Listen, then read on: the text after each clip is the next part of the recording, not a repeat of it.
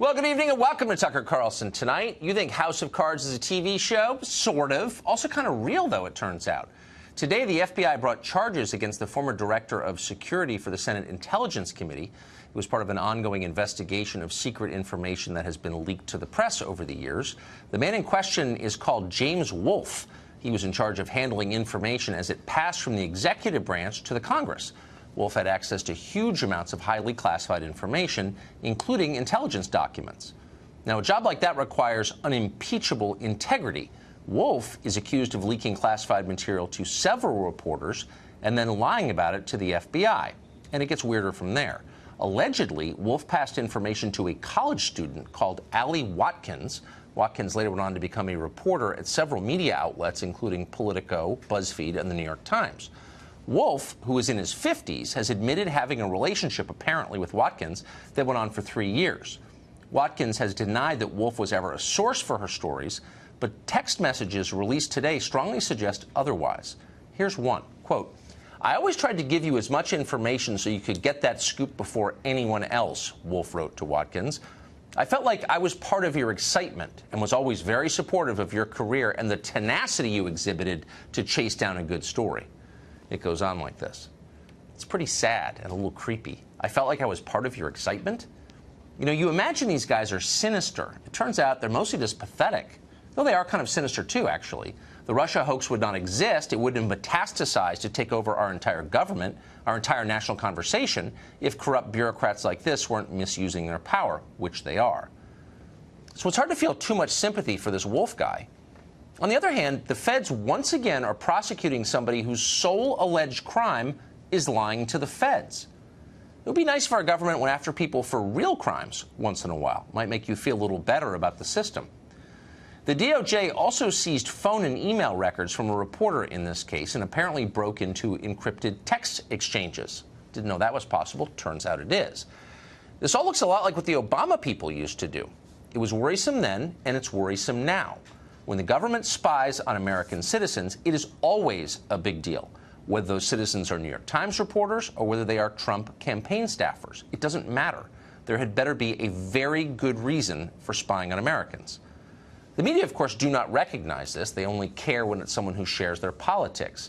As far as they're concerned, conservatives deserve to be wiretapped just because they're conservative. The press are partisan buffoons who wouldn't know a principle if it got in the shower with them, but the point remains. Dan Bongino is a former NYPD officer and Secret Service agent, and he joins us tonight. Dan, if you would, since I know you follow this story more carefully than anyone I know, put this in context for us. How does this Wolfe character fit into the larger story?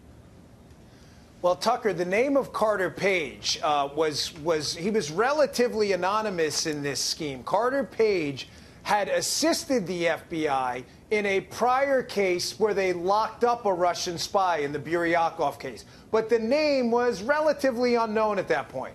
Wolfe's the one who leaks the existence of the name Carter Page. The name was there. Leaks the name to Allie Watkins, who then writes this story. The story is then, this is where it gets ugly, Tucker, and this is why the press has zero credibility in this at all.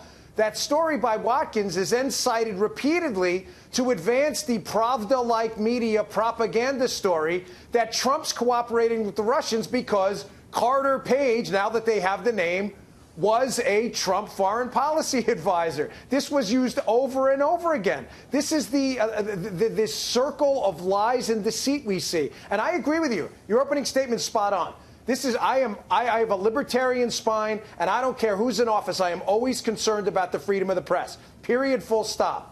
But what I find absolutely hypocritical is media Pravda-like phonies complaining now about government overreach while you've been dead silent on spying, on the prosecution of Mike Flynn, on all of this stuff. Give me a break. You forfeited your voice to talk a long time ago. Spying, but it wasn't spying. Remember that? When a paid government informant gathered information secretly on 3 separate Trump campaign officials and sent it back to the government without telling the Trump campaign. That wasn't spying. That was just the FBI doing its duty, right?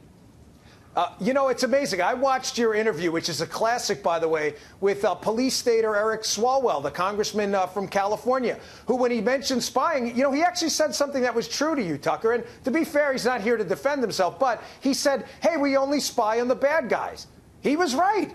Trump was the enemy. This is the new liberal police state mindset. Trump is the enemy, not the Chinese, not the trade relationships with the Chinese, not the Russians. The real enemy was Donald Trump. He was absolutely right. This is the new liberal mindset. Trump is the bad guy, and you're right. As long as you're spying on conservatives, it's A-OK, and we'll play the euphemisms game. No, he was an informant. That's nonsense. He was a spy, and everybody knows it.